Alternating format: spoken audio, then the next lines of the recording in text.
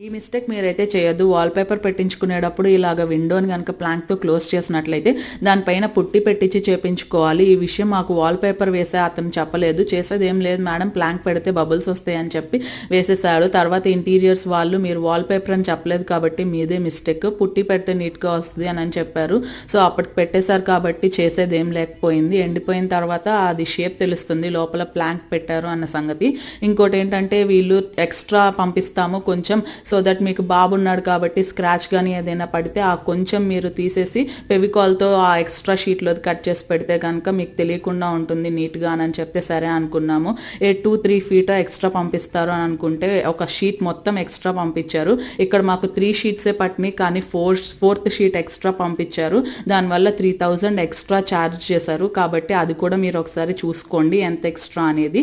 ఫైనల్గా అయితే ఇలా ఉంది. డ్రై అయిన తర్వాత ఎలా ఉందో ఇంకో వీడియోలో చూపిస్తాను. బాయ్.